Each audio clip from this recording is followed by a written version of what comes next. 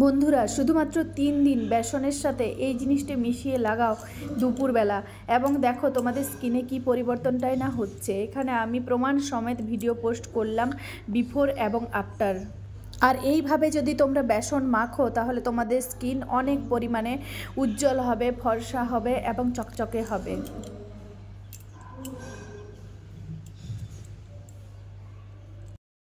তো দেখো রেমেডিটা তৈরি করার জন্য প্রথমে নিয়ে নেব এরকম 1 চামচ বেসন। এখানে বেসনের সাথে আমি অল্প চালের গুঁড়ি মিক্স করে নিয়েছি। তোমরা চাইলে চালের গুঁড়িটি স্কিপ করতে পারো, কিন্তু আমার চালের গুঁড়ি খুবই প্রিয় একটা জিনিস, ওই জন্য চালের গুঁড়ি আমি মিক্স করেছি। এরপর আমি শুধু এটা গলা এবং ফেসের জন্য ব্যবহার করছি, তার জন্য আমি এটা 1 চামচ নিলাম। চালের গুঁড়িটি কিন্তু ম্যান্ডেটরি নয়, বেসনটাই কিন্তু মূল উপকরণ। তোমরা শুধুমাত্র বেসনও ব্যবহার করতে পারো।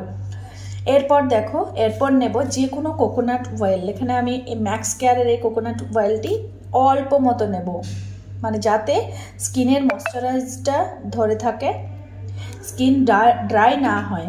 বেসন কি করবে, তোমার স্কিনের নোংরাগুলোকে একদম ভেতর থেকে তুলে বার করতে সাহায্য করবে। এরপর নেব যে কোনো একটা ফেস ওয়াশ, যে কোনো, আমি এখানে ওশিয়ার ফেস ওয়াশটা নিচ্ছি, তোমরা যেটা ব্যবহার করো সেটাই নেবে।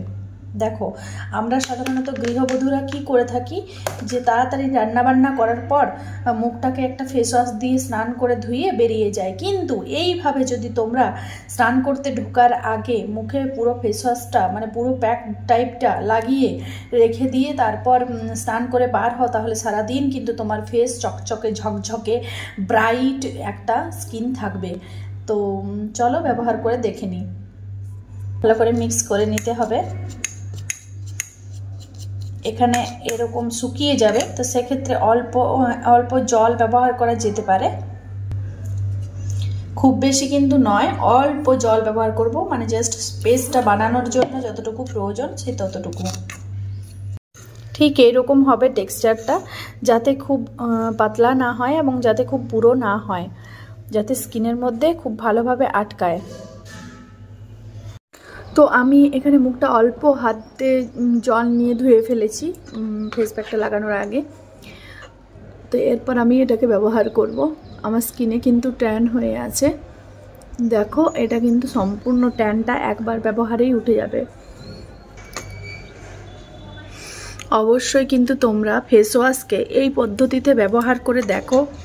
তোমরা স্কিনে যদি পাও আমাকে অন লাইভ কমেন্টে এসে জানিও যে দিদি কাজ হয়নি। তোমাদের স্কিন আরও দ্বিগুণ পরিমাণে উজ্জ্বল হয়ে যাবে, ঝকঝকে তকতকে একটা স্কিন তোমরা পেয়ে যাবে খুব সহজেই। আবারও বলছি, এখানে আমি একটা পিঞ্চ জাস্ট চালের গুঁড়ো ব্যবহার করেছিলাম। তোমরা চাইলে চালের গুঁড়ো একদম সম্পূর্ণ স্কিপ করতে পারো। আসলে ব্যাপারটা হচ্ছে আমার চালের গুঁড়োর সাথে বেসনটা মেশানোই থাকে বিশেষত, ওই জন্য নিয়ে নিলাম। তোমরা শুধুমাত্র বেসন দিয়েই এটা করবে, তাহলে ফলটা একদম হাতে নাতে বুঝতে পারবে। এরপরে তোমরা স্নান করে বেরোবে, রোদে পোড়া কালো দাগ, কালচে দাগ, ট্যানিং স্কিন সমস্ত কিছু কিন্তু তুলে ফেলবে।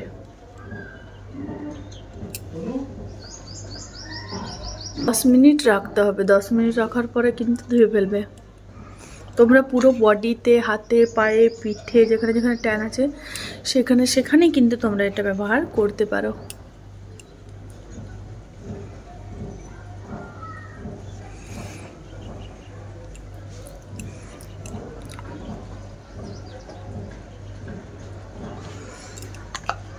চলো 10 মিনিট পরে দেখা হচ্ছে।